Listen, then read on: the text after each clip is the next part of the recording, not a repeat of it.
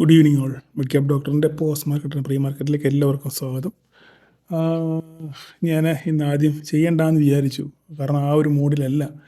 എങ്കിലും മുടക്കുന്ന കാര്യത്തെപ്പറ്റി ആലോചിക്കുമ്പോൾ അതും ഒരു സങ്കടം. കാരണം അമ്മ ഇന്ന് വീട്ടിലോട്ട് കൊണ്ടുവന്നു.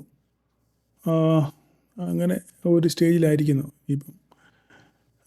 എന്താ പറയുക, പ്രത്യേകിച്ചൊന്നും പറയാനില്ല.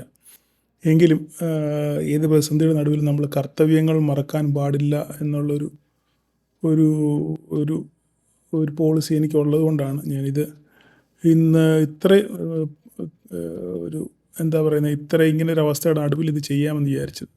ആദ്യം വേണ്ടാന്ന് വിചാരിച്ചു, പിന്നെ മുടക്കുന്ന കാര്യം ആലോചിക്കുമ്പോൾ ഒരു വല്ലാത്ത വിഷമം പോലെ. അതുകൊണ്ട് ജസ്റ്റ് അത്യാവശ്യം കാര്യങ്ങളൊന്ന് പറഞ്ഞു പോയേക്കാൻ വിചാരിക്കും. ഇന്നത്തെ മാർക്കറ്റിൽ ആരും പ്രതീക്ഷിച്ച്, ഞാൻ വീക്കിലി അനാലിസിൽ പറഞ്ഞിരുന്നു 100 പോയിൻറ്റിന് മേളിലൊരു ഗ്യാപ്പ് അപ്പ് കാണുന്നു. പക്ഷേ ഇന്ന് ഒരു 500 പോയിൻറ്റ് ഗ്യാപ്പ് അപ്പാണ് നമുക്ക് കണ്ടത്. അത് ആരും പ്രതീക്ഷിച്ചില്ല.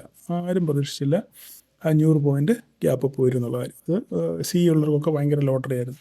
ബട്ട് ഞാൻ പറഞ്ഞിരുന്നു മാർക്കറ്റ് ഓപ്പൺ ചെയ്തതിന് ശേഷം നേരെ താഴോട്ട് വരാനുള്ള സാധ്യത ഉണ്ടെന്ന്. അപ്പോൾ AMO എടുത്താൽ അത്യാവശ്യം എന്തെങ്കിലും ഒരു പ്രോഫിറ്റ് പെട്ടെന്ന് കിട്ടി ബുക്ക് ചെയ്ത് മാറാൻ പറ്റുമെന്ന് പറഞ്ഞിരുന്നു. മാർക്കറ്റ് അതുപോലെ തന്നെ താഴോട്ടൊന്ന് വന്നു. പക്ഷേ എത്ര പേർക്ക് അത് മുതലാക്കാൻ പറ്റി എന്നൊന്നും എനിക്കറിയത്തില്ല. ഓക്കെ, എനിവേ എന്തായാലും മാർക്കറ്റ് അതിന് ശേഷം ആ ഒരു ഫസ്റ്റ് ക്യാൻഡിലിന് ശേഷം മാർക്കറ്റ് ഒരു കൺസോളിഡേഷൻ സ്റ്റേജിലായിരുന്നു അല്ലേ. ഓപ്പണിംഗ് റേഞ്ച് വിട്ട് മാർക്കറ്റ് പോയില്ല. ഓക്കെ, അതാണ് ഇന്ന് സംഭവിച്ചത്. അപ്പം ഇനിയിപ്പോൾ നാളെ എന്താണ് സംഭവിക്കുന്നുള്ളതാണ് ചോദ്യം. കാരണം മാർക്കറ്റ് ഈ പോക്ക്, ഈ റാലി സസ്റ്റെയിൻ ചെയ്യുമോ ഇല്ലയോ എന്നുള്ളത് നമ്മൾ ശരിക്കും കണ്ടറിയണം. ഓക്കെ, ഈ റാലി സസ്റ്റെയിൻ ചെയ്യുക എന്നുള്ളത് വലിയൊരു ചോദ്യചിഹ്നമാണ്. കാരണം മാർക്കറ്റിൽ ഭയങ്കര അൺസർട്ടനിറ്റി ഉണ്ട്.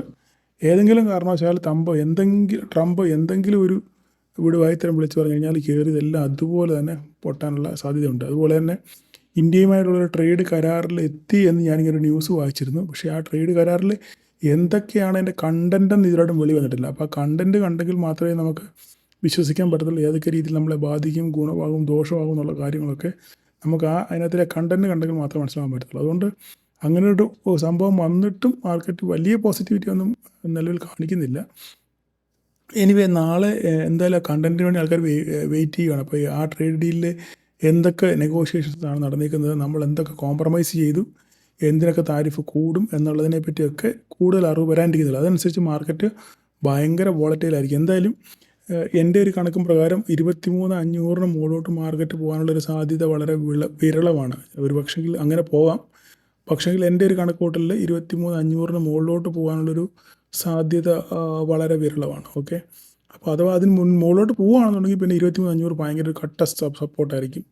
ആ സപ്പോർട്ട് നിന്നുകൊണ്ട് തന്നെ മാർക്കറ്റ് മുകളിലോട്ടുള്ള സാധ്യതയുണ്ട്. പക്ഷേ 23,500 മുകളിൽ ഡേ ക്യാൻഡിൽ ക്ലോസ് ചെയ്യണം. അങ്ങനെ വന്നെങ്കിൽ മാത്രമേ നമുക്കൊരു അപ്സൈഡ് പ്രതീക്ഷിക്കാൻ പറ്റത്തുള്ളൂ. അപ്പോൾ നാളെ നമുക്ക് നോക്കാനുള്ളത്, നാളെ ഈ 2 ലൈനാണ് നമുക്ക് പ്രധാനപ്പെട്ട. ഇത് ഞാൻ ബ്ലൂ ആക്കിയേക്കാം കളറ്. ഓക്കെ, ഈ 2 ലൈൻ. ഓക്കെ, ഇതും ഈ 2 ലൈൻ. അപ്പോൾ ഇതിനകത്ത് മാർക്കറ്റ് ആക്ച്വലി ഇവിടെയാണ് 23,328, അതായത് ഇതിന് നടുക്ക് തന്നെ മാർക്കറ്റ് ക്ലോസ് ചെയ്ത് 28 ക്ലോസ് ചെയ്തേക്കുന്നത്. ഇവിടെയാണ് ക്ലോസ് ചെയ്തേക്കുന്നത്. ഓക്കെ, അപ്പം ഇവിടെ ക്ലോസ് ചെയ്തപ്പം മാർക്കറ്റ് അപ്പോൾ ഏതിങ്ങോട്ട് ബ്രേക്ക് ചെയ്ത് നോക്കുക.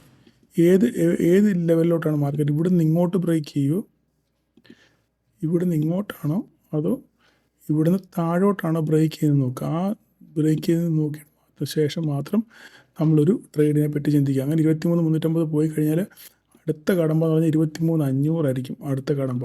അതുവരെ നമ്മൾ വെയിറ്റ് ചെയ്യണം. 23,500 വരെ പോകാനുള്ള സാധ്യത വളരെ കൂടുതലാണ് അപ്സൈഡ് പോയാൽ. ഓക്കെ, അപ്പം മാർക്കറ്റിൻ്റെ സ്ട്രക്ചർ അനുസരിച്ച്, സ്വഭാവം അനുസരിച്ച് നിങ്ങൾ ട്രേഡ് ചെയ്യാൻ ശ്രമിക്കുക. ഈ താഴോട്ട് പോകുകയാണെന്നുണ്ടെങ്കിൽ 23,207 അതായിരിക്കും താഴോട്ടുള്ള. ഇപ്പോൾ ഈ 2 ഞാൻ വരയ്ക്കുന്നുള്ളൂ. കൂടുതൽ സംസാരിച്ച് അങ്ങനെ ഒരു മാനസികാവസ്ഥയിലല്ല ഞാൻ.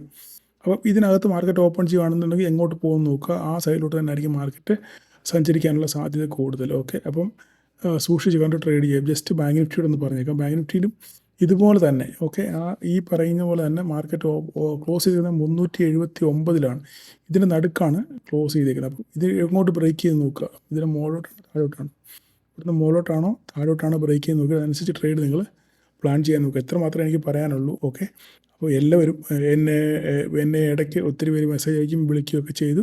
എല്ലാവരോടും നന്ദി അറിയിക്കുന്നു. ഓക്കെ, ദൈവം എന്തെങ്കിലും ഒരു നീക്കമൊക്കെ ഉണ്ടാക്കട്ടെ. അത്ര മാത്രമേ എനിക്ക് പറയാനുള്ളൂ. ഓക്കെ, അപ്പം താങ്ക് യു ഓൾ.